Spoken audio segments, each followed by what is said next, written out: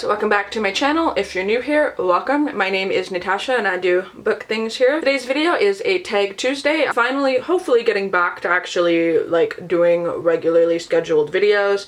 I say that, but my life is a bit of a crazy mess right now, especially with work. I'm working a significant amount of hours a week now, which is good. And they're like trying to get me into a set schedule, which is nice, but it's still a little iffy. So, you know, I try to film when I can, I try to edit those when I can, and upload when I can.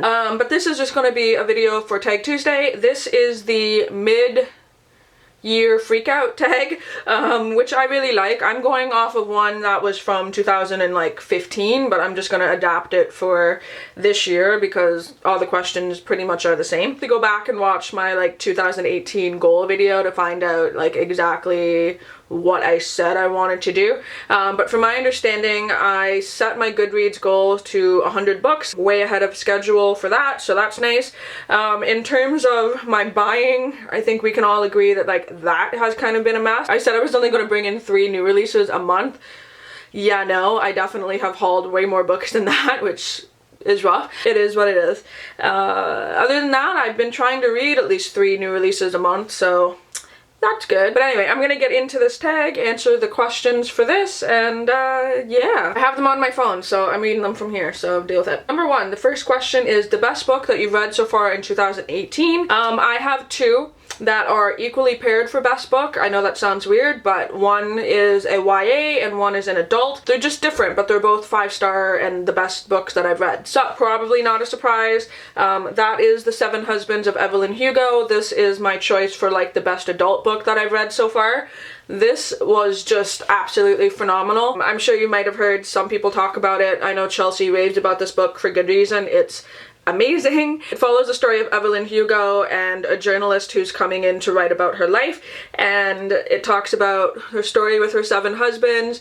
There's amazing LGBTQ rep in this. There's just an amazing story. This woman, I just love it. Without getting into too many details though, because I want people to go read this and not be spoiled for anything, there's times where I was reading this book where I had to remind myself that it wasn't a real person, that Evelyn is not a real person. So like I wanted to at times like Google the movies that she was in and like see pictures of her. It's really bizarre. Like I don't think I've read a book where I've been so immersed and captivated by one of the characters before. So do recommend. Best book that I've read this year in the adult genre. And then the second best book is in the YA category, and that is Anger is a Gift. I just love this book oh so much. It follows a teenage boy named Moss who is dealing with panic attacks, anxiety related to the death of his father from police brutality. Then he is at school. They're bringing in a lot of police like enforcement as well as metal detectors, and it talks about him protesting this and just this amazing relationship with his family and his friends. It's emotional, it's hard-hitting, it's well written. The mother character in this is just like amazing. So this is my suggestion to everybody to go and read this book. This is fucking amazing. So yeah, definitely. I think there's a spider on my ceiling. Fuck. Anyway, that aside, I definitely suggest to everyone to go read this book. It is phenomenal. Also, Mark is like the greatest human ever. I met him. He's lovely. Please support this book. Okay, thanks. The second question is the best sequel that you've read so far this year, and I realized I don't read a lot of sequels. A lot of the books I read are standalone books. I don't know why that is. I just tend not to get sucked into series very often at all. The best sequel that I could think of that I just finished reading was Snot Girl Volume 2. I feel like this answered a couple of questions that the first one left off. The artwork is just like absolutely amazing, stunning. The outfit and like the fashion aspect of it, I love. Still a little bit confusing as to what's going on, but I think it's because it's a graphic novel and is new. You'll kind of have to like continue reading like other editions to really get like what the hell's going on. Otherwise it would be wrapped up, and that's just kind of dumb. I understand that they're leaving things a little open-ended in terms of plot, but like the art style, gorgeous. So if you're interested, do suggest that as well. Number 3 is a new release that you haven't read yet but want to. I have a couple, but the one that I think is going to be like next in my list, that is Neverworld Wake by Marissa Pessl. She wrote Night Film, which I love. That book was like thrilling and engaging and interesting and just like literally a page turner to the last page. If you read that book, you know what I mean by that. And I loved that. So the second that I knew she was releasing this one, I just got like so intrigued. It's also really beautiful, like stunning. I love the font. I just love everything about this. So this is just like a mixed bag of what the hell, like in terms of what it says it's about. And so I kind of want to go in just sort of forgetting the things that I know about this book and just reading it and inhaling it and loving it. It's already gotten pretty good reviews from the time that like I picked it up that I've seen. So this will be my next new release that I'll be reading because I am excited. Number 4 is the most anticipated release for the second half of the year. Obviously I don't have them, but there is a couple that I'm really excited for. I do want the Toil and Trouble, the 15 Tales of Women in Witchcraft. Really want that book. I've been excited for that since I think like December when I found out about it. There's that one, and then there is a new Stephen King release, even though I haven't gotten to The Outsiders yet. There's another Stephen King release coming, I believe, in October, so I will be grabbing that and then probably waiting 20 years to read it, but you know, that's just how I am. Number 5 is Biggest Disappointment, and I actually referenced my Google spreadsheet for this because I just wasn't sure what I rated books. I only have one-star book this year, which I feel like is a drastic difference from last year, so that's kind of nice. So I just picked my lowest rated book. That is The Little Old Lady Strikes Again.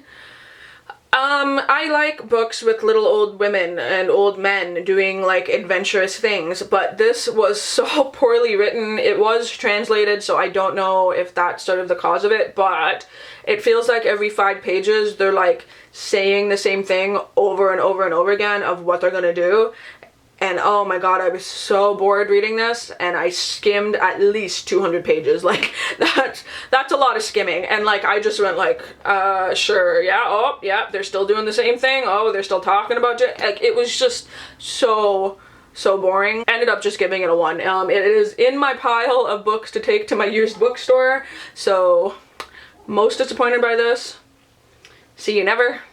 Number 6 is Biggest Surprise, and this is something that I can owe to my TBR Star Jars, because every month I pick books, and typically those books are not ones that I am like planning to read this month, and so they're either a disappointment or a surprise. Like, there's no real middle ground. Like, there's some average books in there, but for the most part, I either really like them or I really don't. One that actually surprised me was just the content and depth, I guess, of this book.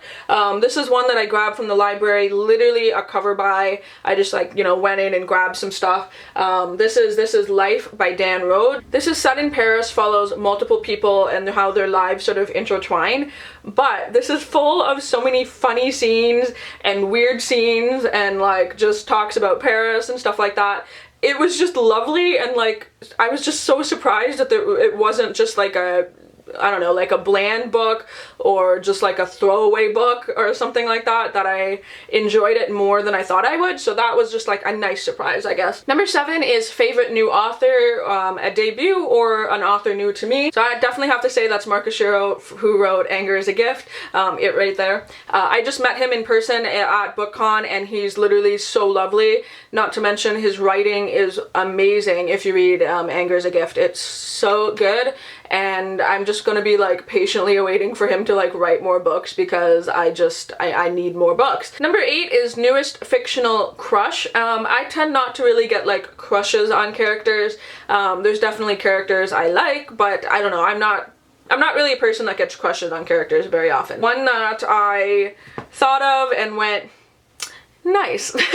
That is Sam from Emergency Contact. Even this little like drawing of him, I mean, yum. His personality and the description of him, I definitely had a person painted in my head as to like what he looked like, and I probably would have dated him. Yeah, if you like sort of tattooed hipsters, that's a good book for you. Number 9 is new favorite character, and I'm just gonna pick such an obscure character, but one that I really liked, and I kind of wish that she had her own separate book, like spin-off. That is the woman who owns the magic shop in Undead Girl Gang. I forget her name because I'm trash for fucking remembering names, but it's this like older biker lady witch, and she basically is like warning the main character of like the spell work that she's gonna do and stuff. I just loved it. I pictured her, I just like saw her in like her magic shop as this like old witch lady. As you read this book, you realize that she's in like a biker gang of other witch ladies, and I'm like, fuck yes, it's amazing. Probably one of my favorite characters that I read in a while,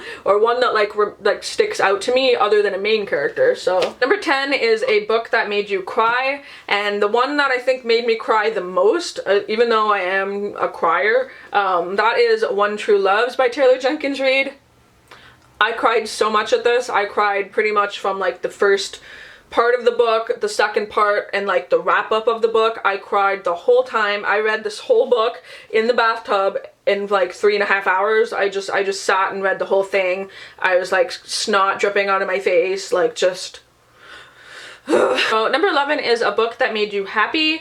A lot of them do. Like I finish a book and I'm happy about it, so I don't know. But one that I feel like filled me with like constant burst of joy, that is Stephen King's Night Shift. This is a collection of short stories, and I just felt so happy reading them. So this is the first collection of short stories I've read in reading King in order, and I feel like I love all these like weird quirky ideas that he has in his longer novels, but this is like a collection of all those ideas. So basically what that is like, you know, 20 pages, boom, hard-hitting like thing that happens, and then the other short stories like boom, interesting thing, scary thing, fun thing. It's just like a constant satisfaction, like little burst of fun thing. There were some weird stories in this. There's some that I finished and I went, what? So yeah, it was just like a fun reading experience basically, and it made me happy reading it. So number 12 is favorite book to movie adaptation. Honestly, I don't typically watch or read film adaptations. The last one that I watched was It, which was fantastic, but that was like back in September, so like let's just not count that. So I don't think I've watched one this year. I typically am watching like really trash television or like weird shit on Netflix, so I don't really do book to movie adaptations, but it was good, so do watch that. Number 13 is favorite review you've written this year, or the Booktube version is favorite video that you've done so far this year. I'm just gonna pick my BookCon vlog. I loved it. I just like that video a whole lot. If you haven't seen it, it's not necessarily the most like creative thing, it's just a vlog, but it's just full of friends and books and fun adventures, and it's a video that I will continue to go back and watch and love. 14 is the most beautiful book that you've bought so far this year. I buy things based on the cover all the time. A lot of books I own I love because of the covers, but one that I literally bought only because of the cover, even though I knew the plot wasn't going to be something that I really was going to enjoy, that is Ship It. This naked hardback is so awesome. It's so fun. I don't know, I've spent hours staring at all the little people and like the illustrations in this, and you know who dat, and you know who dis, and there's a ghost here, and there's like, I don't know, I absolutely love this hardback book. So I think this is just going to be one that I pull off my shelves and look at from time to time. So there's definitely beautiful books in other things that I like, but this one was just probably the most beautiful and fun one. The last question are, what are the books that you need to read this year? And I can just, I don't know, pan over to this whole shelf. All of that. That's what I need to read this year. Yeah. All of that. But yeah, that wraps up my tag for today. I do hope you guys like it. I'm tagging everybody who wants to do this, everyone on Booktube. This is the time of year to do it, so do this tag. Let me know anything you want in the comments down below. Everyone's doing good, and until my next video, I will talk to all of you soon. Bye!